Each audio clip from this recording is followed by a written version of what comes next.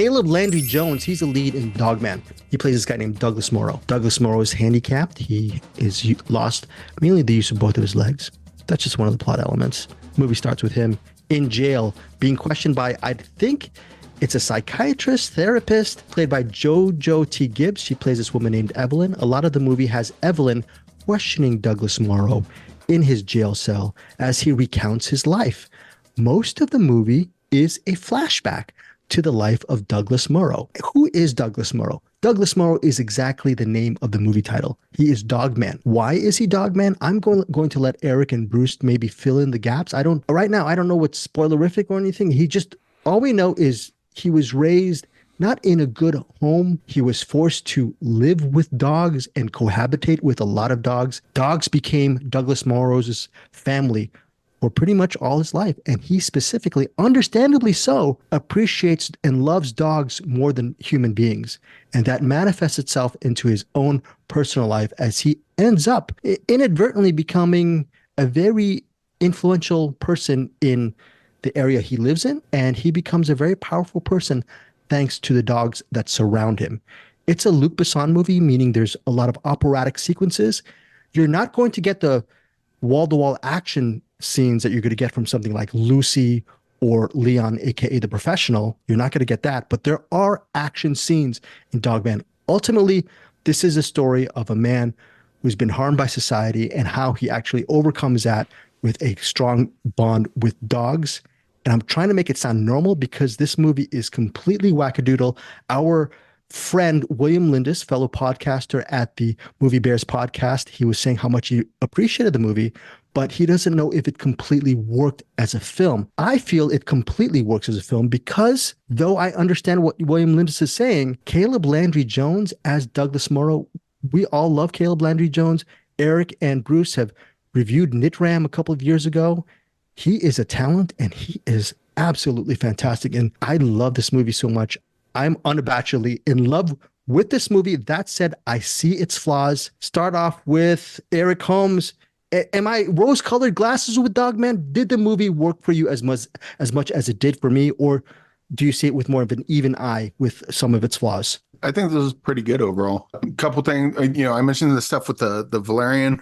This I'm not so confused on what it looks like on the page, but the filmmaking with as many dogs as were in this, the undertaking of that's got to be insane. I actually watched this with my dog because normally he just doesn't care about movies. He'll just kind of curl up in a ball and go to sleep. And he just kind of looks at me like, you watch your movie, stupid human. I'm going to sit here and sleep. And he was curled up in a ball sleeping until like the dog started whining. And then Shorzy got he perked up and he just started he got to the edge of the bed and he was like looking at the screen going, What is it? When I'm hearing noises, what's happening?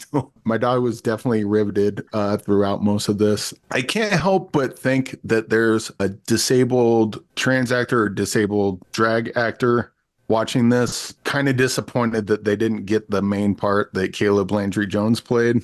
It's like, there was one part I could have played. This is it. And I didn't get it. What the hell? As far as the story goes, I guess one thing I thought was kind of odd about it is the framing of how Caleb Landry Jones tells a story. And did I get this? He's in jail or? Yeah, he's in jail because of what he did towards the third act. So yeah, that just seems like a really weird place to be bearing your soul to I assume that was a cop who's. Yeah. Police psychologist? Yeah, police psychologist. Yeah.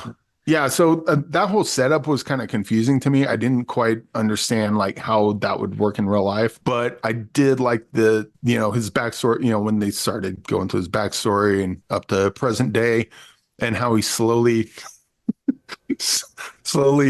collects his army of dogs. And how it almost feels like a villain origin story or a superhero origin story. Yeah, it was definitely a fun movie. I hesitate to use the word quirky because you think Wes Anderson, and this is not that at all. But like a darkly kind of quirky sort of thing. It's just, but I don't want to call it weird either because weird kind of makes you think like Hundreds of Beavers or something like that, and it's not quite that either. It's like I guess maybe a strange thriller of sorts. I definitely enjoyed it. Shorzy was at the edge of his seat, worried about the dogs. Yeah, there's a lot of great filmmaking in this, especially with the dog training that Musad went on behind the scenes. I have no idea. And yeah, it's good stuff. I love this movie as well. I'm glad you said it was pretty good. Bruce, pretty good movie for you as well. Marlene Dietrich, Edith Piaf. If you're a fan, should fans of Edith Piaf and Marlene Dietrich watch this movie? At least fans of Edith Piaf and Marlene Dietrich drag would probably enjoy watching this movie. So I think Eric was right on. My thoughts were exactly the same as far as origin story. I think if you think of that recent The Batman we just watched, and you say it starts in Arkham Asylum, and you're going to meet one of the Z-grade villains, not the Joker, not the Penguin. This is DogMan. He's like way off in wing Z of Arkham. You're talking to him, and you're going to find out his origin story, and that's what you're watching here. Now, I think the downside of this, I think I kind of agree with William Lindis to some degree, is that the actual arc of the narrative kind of doesn't go anywhere, but the act of getting there and finding out how he got to where we are when we see him at the beginning is entertaining enough in its own right, I think, and odd enough in its own right. There's enough oddness in there.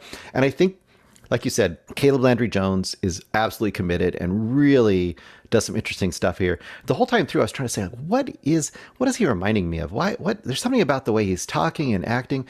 And at some point it struck me, he's somewhere in the John Travolta realm.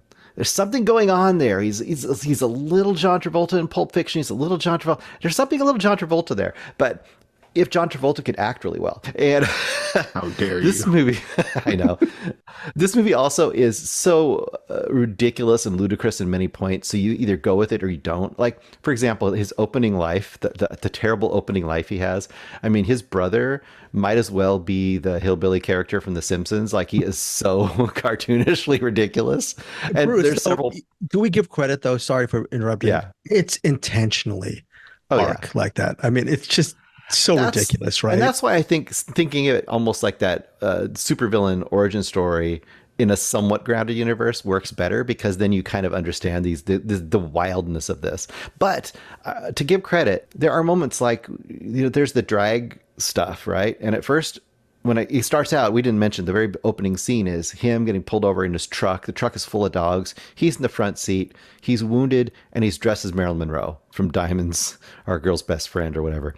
Yeah. And you're like, okay, I'm going to have to know what all this means. And they answer it all, right? They get, how does he get to drag and how does he get to that point?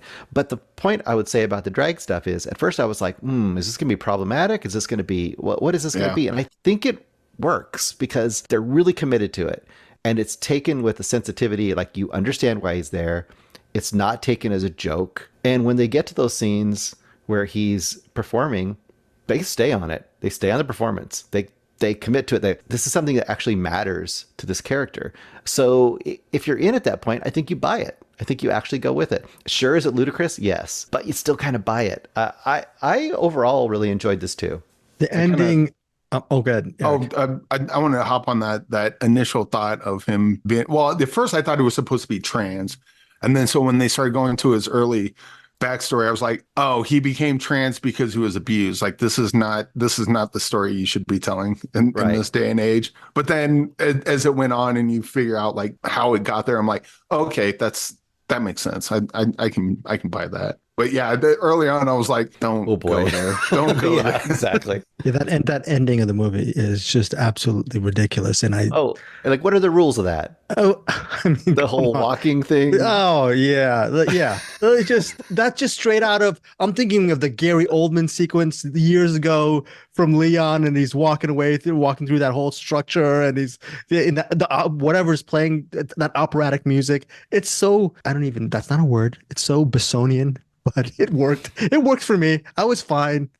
It won't work for a lot of people, though. I will say there are parts of this movie, but I think this is, if you like The Fifth Element, or love The Fifth Element, or if you have been on the Besson train in a lot of his movies, especially a lot of his more eccentric film movies, this is on that level. I really enjoyed it. Eric, final thoughts and ratings on DogMan.